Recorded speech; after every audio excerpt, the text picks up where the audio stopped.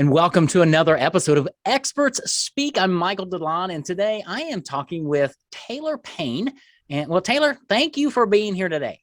Michael, thanks for having me, man. I'm just glad we get to hang out again. It's a lot of It's fun. gonna it's gonna be great. Taylor and I met a few weeks ago and had a superb conversation, and wanted him to be on Expert Speak because, well, he is an expert, as you're going to learn here in just a minute.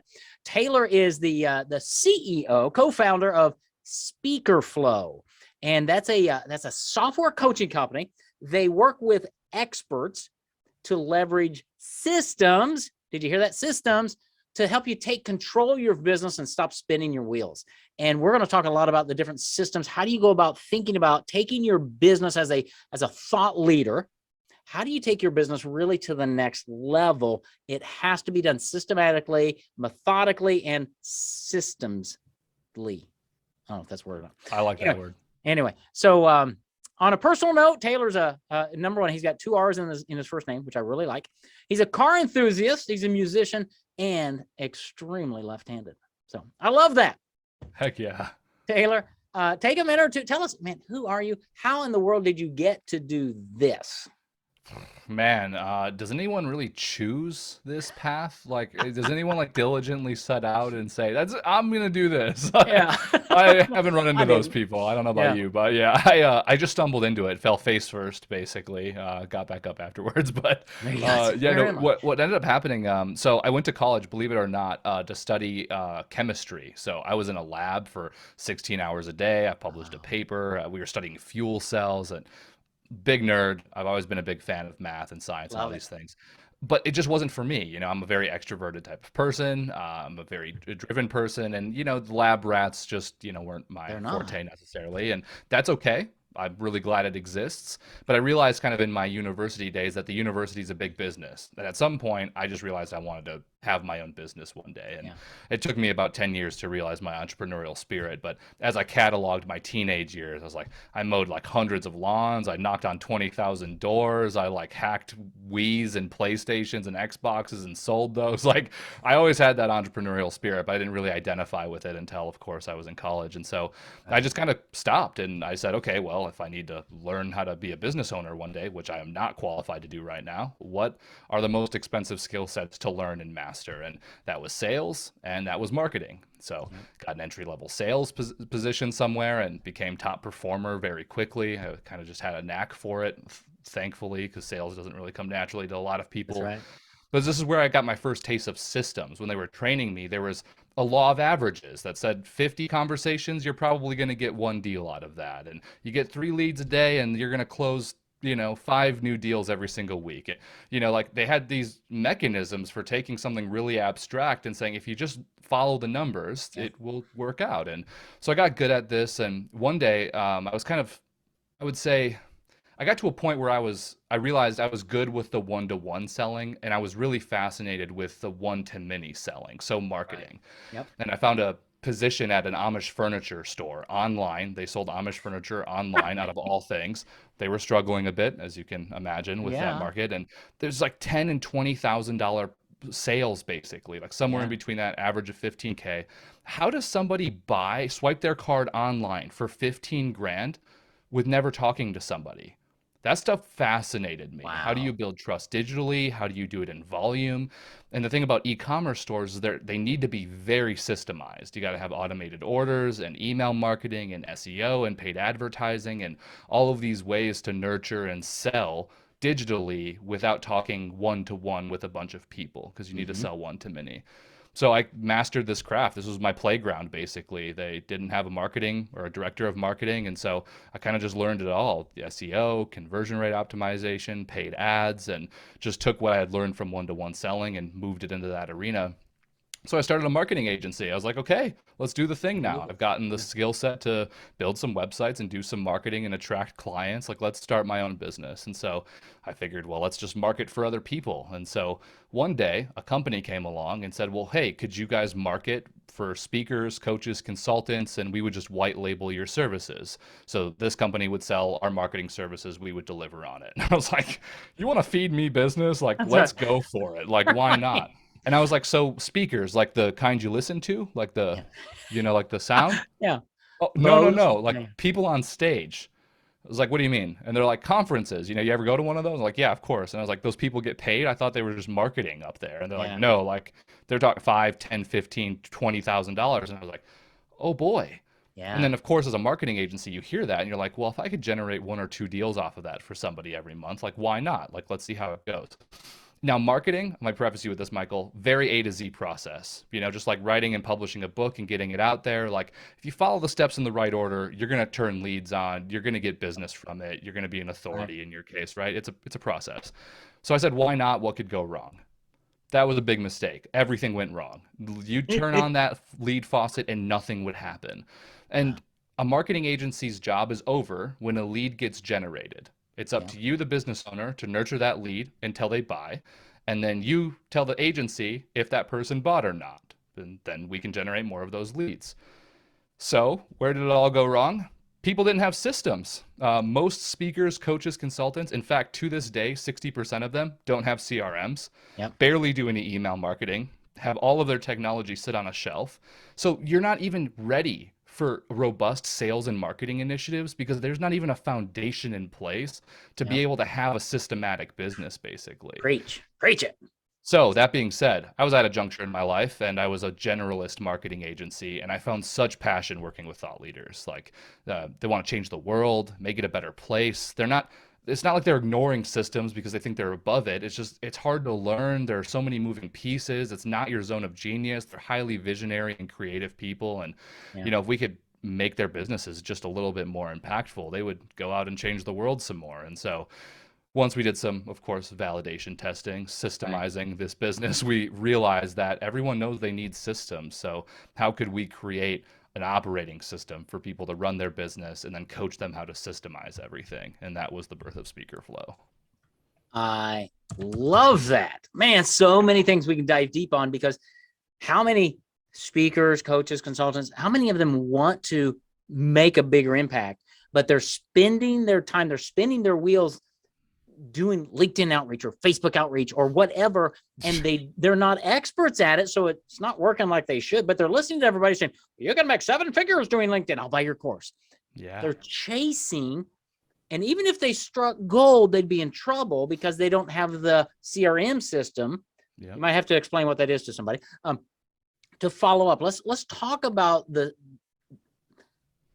why CRM systems, email systems, why is that important and how that can help take your speaking and consulting, make it a real business so that you have predictable lead flow and conversion and follow up. To unpack that, because I think there are some people out there who they're not connecting the dots. Yeah, no, totally fair, because not all of us are CRM experts. So CRM is, you hear 2 words interchanged: customer relationship management or contact relationship management. I prefer contact relationship management. And the reason is because it doesn't start when they become a customer. Like, the CRM manages somebody's entire customer journey. In fact, what we believe is a CRM should be the hub to the entire business. And then every interaction that happens around that, every email you send, every sales call you had, every meeting that got booked, every invoice paid, every newsletter sent out, every survey taken, every contract signed, every project had, the list goes on and on, as you can imagine, all these tools. All of that information should get logged back in the CRM so you can see someone's entire customer journey unfold. So just let's unpack that. I'm going to name some names. So CRM, I use Infusionsoft, now known as Keep. There's Zoho. There's HubSpot. So these are the names. When you hear those names, think CRM. And what you just explained, Taylor, is huge. To understand, you don't need one little thing over here, and then I've got a Facebook thing over here, and I've got a LinkedIn thing over there, and I've got a newsletter thing over here. No. It needs to all live together as part of that experience, because why is it so important to understand that journey so you can see which of your prospects are warmer than others, maybe? That's right. Yeah, of course. And so what having a CRM does, it allows you to make decisions based on data. So here's a really good example. Let's say you've got a CRM, you got some leads coming in, or you're finding cold leads, right? Like, we've all have to build our businesses. So maybe we're doing cold outreach. You're reaching out to a few industries to figure out who's maybe most receptive. Maybe you got the dental industry, the insurance industry, and maybe tech startups. And you realize, whoa, tech startups are replying twice as often for twice as much money, and they're converting the fastest because you can see that in the CRM. You say, wow, all of my business just came from tech startups in the last 6 months. Why would you focus your efforts on anything other than that if you have data that tells you where the money is at? Right. And so we end up spinning our wheels kind of chasing tactics, not even strategies, but tactics, Yeah. because we haven't identified where the cash is for our particular use inside of a market, basically. Yeah. And you mentioned something really important: predictable lead flow, predictable revenue. Yeah. Predictable revenue is made out to be rocket science when you read about it, because they want you to hire expensive consultants to help you figure this out. I'm going to lay it out. It's three very simple variables. How much money do you have on your table? Meaning, how much money do you have in opportunities? In a CRM, these are called deals. So people you have a sales conversation with that are kind of in the process of interested in buying from you, that's money on the table. Okay. How long on average does it take to convert? Meaning, from the moment you had a sales conversation to the moment that you actually won the business. How long is that process, front to back, basically? So just to recap those two, we've got how much is on the table, how long does it take to convert? The last piece is what's the probability of it converting? So if you look at a CRM, your deal stages often have a probability associated to it. At the very first stage, it's low, like 10%. You get a contract that sends out, you've got a 90% chance of that converting. So the average sales process might have 7 different stages. Each of those have slightly different probabilities. A CRM is keeping track of that automatically for you: the probability, how long it takes, and how much money you have on your table. If you just fill out your deal pipeline, you've got predictable revenue, and the CRM can tell you how much money you're going to make next month. That's great. That's awesome. So here's the other thing about SpeakerFlow. What I love about you guys is a lot of my clients don't have CRMs. They're not speakers, but they're accountants or they're whatevers. And I'm like, okay, you got to get a CRM. And then they call some company and they get a CRM and they're like, now what do I do with it? Yeah. So, and quite honestly, everything that you're talking about there is starting to make my eyes glaze over, because I'm like a visionary. Sure. Right? I don't want to get into the numbers. I've got somebody on my team who can, but that's part of what you do with your clients, right? And so let's bridge that gap. Is number one, your CRM system should be the hub of all of your outreach, whether that's social media, email, whatever. It's all tracked there. But then how do you get this data? One of my coaches, marketing coaches, has this phrase, because having data or not knowing why something's not working causes us to get mad and frustrated. Yeah, and of course. He says, don't get mad, get data. Going back to what you just said. Oh, nice. It's in your CRM system, but you need to figure out how to extract it, how to put it into a dashboard or something, and how to make sense of it so I know what to do to correct this frustration. You guys help with that. Well, yeah, I mean, that's actually the SpeakerFlow didn't start off with technology. In fact, we didn't have our own technology. We say, Michael, what CRM you're using? You say Infusionsoft. I say, great, let's use that. Or we'd go use Pipedrive or HubSpot. There's literally not a single system that we haven't touched. And so we have to piece all of these pieces together for people. Now, the challenge with that we realize is that there would be a small mortgage for all of this technology that they would be paying for. And then again, even though we'd set it up and it would be beautiful, the biggest thing is, well, now what do I do with it? Right. And what ends up happening is our behavior reverts back to the old way of doing things, inbox and a spreadsheet, because we don't necessarily connect the value of using the system yet. And so we realized before starting SpeakerFlow, this is a coaching thing. Like, we need to change behavior and transform the way people are thinking about their systems so that then they can get the data and the information and then actually get momentum behind it so they continue using it, basically. And so that's where SpeakerFlow started. And then we realized, oh, well, it would be way easier on us if we just had one place to run all of our clients' businesses, basically, and then gave them the processes to use. And if they just followed what the system told them, no guesswork involved, dashboards already created, they would be more impactful. And so then we sought out to create that operating system, basically. So what I mean to say about that is, just like, let's say you want to get really, really fit. They say all the time 30% is in the gym, 70% is in the diet, basically. 30% is in the tech, 70% is in the behavior. Same thing. And so a lot of it is, how do we enable the behavior to change so that the technology then becomes useful? Yeah. And that's awesome. And what I want to say to speakers and coaches and authors and people out there, it doesn't, once you understand the behavior, once you are retrained, it really doesn't take that long, because the CRM system and correct me if I'm wrong, Taylor, but you guys can set it up so that I can open up the CRM system and my dashboard's there. It's telling me what No what I guesswork. lead, right? That's what systems are. Like, think about all the things you have to remember. Oh, did I follow up with Joe? Or I got to reach out to that.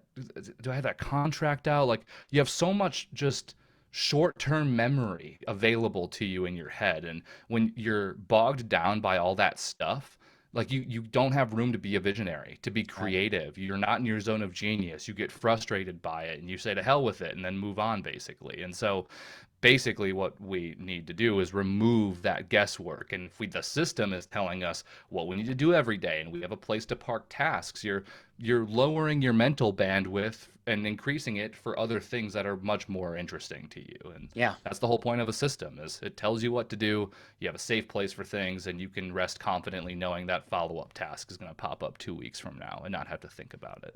Absolutely. And when you put this in place, it's so much easier when you have a system like this to delegate to, let's say, a virtual assistant. That's right. Who can be trained, because the system's now built. You just train them to run a system, to do outreach, to follow up on emails, to manage, right? That's exactly right. And this is one of the biggest gaps we realized when we started SpeakerFlow, is we'd ask, well, what things have you tried in the past? Because, people's surface level problems are, I want to make more money, or I don't have enough time. Like, what else does it boil down to, really? Right. And so, like, okay, so what have you tried in the past? And so some would talk about systems. A lot of people would talk about bringing on VAs. Yeah. And then there'd be this like, oh, I've tried that before, but it just doesn't work for me. No one can do what I do. Okay, well, what's your process that you're giving them? Yeah. What do you mean? Like, they're just supposed to have the process. No. They don't have the process. Like, they are taskers. They aren't strategic thinkers. They're not going to be writing your copy. They're not going to be knowing what cadence to outreach to people in. Like, you have to figure out the strategy, which is where all of you should thrive, by the way, being visionaries. You have to think about the strategy, the process that somebody is going to follow, and then delegate that process. Do this task by task. And the beautiful thing about this is now you have a self-governing team. Because Yes. if stuff is documented, you can hold people accountable. There's no guesswork in whether or not they're actually doing their job, because you're going to see it all unfold the way you want it to unfold. And so this is one of the largest industries of VA turnover. And the biggest reason is because experts want to just bring somebody on to just solve all their problems for them. They call it now, the new fancy word for this is online business manager. So that what that means is do everything for me that I don't want to do. And instead, actually determining what is somebody's role, how are they going to do it, how am I going to hold them accountable. And so VAs don't want to stick around with people for a long time because they're not the strategic thinkers, and they're getting a bunch of pressure, and all they want is to check boxes, and people, experts, aren't giving them that opportunity. And so everyone's frustrated. Yeah, that's huge, because we've got a couple of VAs that work with us, but fortunately my son has built systems, documented everything. He manages the VA. He works with them to make sure. And yeah, one is just a task manager. Like I said, she rocks, but that's because she doesn't have to think. That's right. She follows the process. The other one's more of an executive, administrative assistant for my son. She can put some brain power in it because that's a different type of VA. But most business owners don't even know how to build a simple system.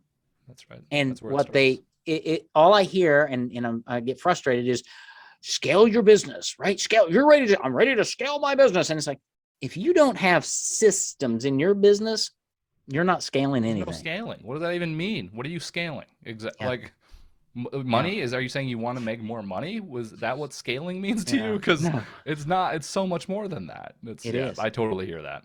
Yeah. So that's why I love what you guys do at SpeakerFlow is you've created something really, like you said, by falling on your face and looking up and going, wow, this is what it is. You focus a lot on the speaker industry, hence SpeakerFlow, but coaches, right? Consultants, that's really your niche. And we know in that market, but really in every market. I mean, I work with financial advisors who don't have a CRM system. So if you don't have a CRM system, don't beat yourself up. Reach out to SpeakerFlow, have a conversation with Taylor and say, okay, here's where I am. What can you do? And you guys got 2 or 3 different pathways, I think, for business owners. So it's not a one and done type thing. And as you can tell from the conversation we've had, he's really high pressure and he's going to twist your arm, right? Yeah. Good golly. That's the thing I love Yeah. about Zoom anymore is like, I'll meet with anybody because I can just hit end meeting and I'm That's done. exactly right. Worst case scenario, you can just dip out. So It's no big deal. But as we're coming, I mean, obviously, this is not okay, I start with you and next week my business has changed. oh, I No, wish it was. this is a process. This is a business growth strategy that if you don't have a CRM system that you're logging into on a daily basis that says, oh, here are your 4 appointments, here are your 3 emails or whatever it is, and here's the data from lead generation that you're doing, here's the marketing, all of it. If you don't have that, you don't have a business. That's right. At the end of the day, you might have a high paying job, but you don't have a business that will run without you. I was able to go to a mastermind meeting in Dallas last week, spent 4 days away from my business. And I came back and we just picked up and it ran without me because I've built systems and I have Caleb, which really helps. But he's built systems and things aren't, he's got COVID right now. Okay. He's like, it's okay because my executive assistant, Sophia, she's going to run everything while I'm gone. Mm-hmm. Like, this is good. I'm in a great place in business because we've spent the last 2 years building systems, using a CRM, all of that. That's a business. That's exactly right. And I think too many speakers and consultants and things, they just don't get it. They don't know how much money they're leaving on the table because they're spending all their days posting on LinkedIn or TikTok or whatever. Not that those are bad. They can all be productive. But you got to get down to the basic, the core. I love how you said the hub. Your CRM is the hub. It's the central part. And it can have 2 tentacles or 20 tentacles coming out of it. What do you need? That's exactly right. That's what you guys do. And you've got a coaching element in there, which I really love because it's not like, well, here, buy my CRM for $297 a month. And oh, by the way, you got to go learn how to use it. No. We're here. Yeah. We're going to help and guide, right? Yeah, that's totally right. Yeah, the coaching program. So it goes basically, like how I mentioned the CRM is meant for the customer journey. What processes exist outside of the business that don't relate to that? Mm-hmm. You either have lead capture or generation, lead capture, lead nurture, sales development, operations, delivery, and maybe recruiting, basically. Yeah. So we look at somebody's entire customer journey. What do you have right now? Where are the gaps? What are the things that are working? Then we just strategically plan out all of those processes and we say, okay, we'll put those into the system for you. You don't even have to mess with the technology. You use them, you let us know how it's going, and then we're going to iterate for however long you want to keep the whole thing going, basically. So it's basically just done for you business in a box with your brain at the table as the business owner. Done for you business in a box. I love that because the other thing that I talk about a lot, and you just hit on it, is having an outside perspective into business. Yeah. I've got 3 marketing coaches, right? I'm a marketing expert, right? But I've got 3 marketing coaches looking at my business because I'm so close to it. Business owners need somebody like you to go, yeah, but if you did it this way, you'd save this, and that, because you've got experience looking at other industries. But the fact that you bring it all together, you talk with the business owner, you're like, okay, we'll take care of that. Here it is, run it. Let's see. You don't have to spend a bunch of time learning systems. You just let Taylor and his team figure it out for you. Be your business growth strategist in a sense. Mm-hmm. Yeah. Oh yeah. And it's just a different lens we look at things through, rather than just sales strategy. It's like, well, it starts well before that. So let's build some systems, and then naturally those things will, start to happen. Yeah, because you could spend all the money you want on sales on LinkedIn or whatever you want, get people calling you, but if you're not capturing their data, if you're not following up, knowing when, you're toast. Stop it. Yeah. One my business coach, he said something very interesting. He said lots of things. There's a few things. I hear him in the back of my head literally all the time, Michael. So the benefit of having outside perspective. But absolutely. One of the things he told me was, well, he asked me a question first. And he's like, are you an entrepreneur or are you a freelancer? And this was at a time in my life where I was gigging around. I was just doing it myself, and I didn't have systems to lean on and all of those things. And it kind of, and if you think about it, speakers, they call it a gig. Coaches, they call it a gig, as if they're a garage band. So it's even nested in our language that often we default to just being freelancers, basically. Yeah. And instead, if we start thinking like entrepreneurs, then this is where we start to say, okay, well, I need systems to do things for me. I need people to do things for me. And then now you start to think just differently about how you approach the business. So Yeah. that's the thing I think about all the time is, are you a freelancer or are you an entrepreneur? And no hate if you want to be a freelancer. That's I mean, okay. that's great. That's awesome. But it's not what we hear most people want. That's right. It's fascinating because the picture that just came into my mind is everybody wants to be like Tony Robbins or Yeah, right. Seth Godin, or start with why I got Simon Sinek, right? I guarantee you they have a CRM system. They've built procedures and they have people. Tech, people, and process. Yeah. Systems. So if you want to become like them, whether you want to be an international or just even in your little market, you need to model what they do. And they've all started with CRM of some nature, and they've built from there, because you'll never grow past your own shadow unless you have systems and people and resources. That's right. Taylorr Payne, Michael. thank you. SpeakerFlow. course. How do people take that next step and just find you? Yeah, well, the website, obviously. We got lots of systems there. And in fact, so this is pretty cool. We have a resources page, speakerflow.com/resources. It's ungated content, 30 PDFs, infographics, just we give it all away. Literally every process we teach in our coaching program, go take it and run with it. And if you want help with it, hit us up. But we're definitely of the mindset to give it all away, because chances are you won't want to do it by yourself. So if that's you, then you can hit us up after that. But go check out the resources, start getting basic systems in your business. And if they help, definitely reach out and let us know, because we want to hear about those wins. But that's the best place to start. That's great. SpeakerFlow.com and then /resources for free ungated content. That's right. Well, you don't No hear that emails, very nothing. much. No nonsense. Just take it and run with it. I love it. Taylorr, it's been a great conversation. Thanks for being here. Thanks for having us, Michael. Appreciate you. You're welcome. Let's stay in touch and see how we can serve more people and get more businesses to grow through systems. Heck yeah.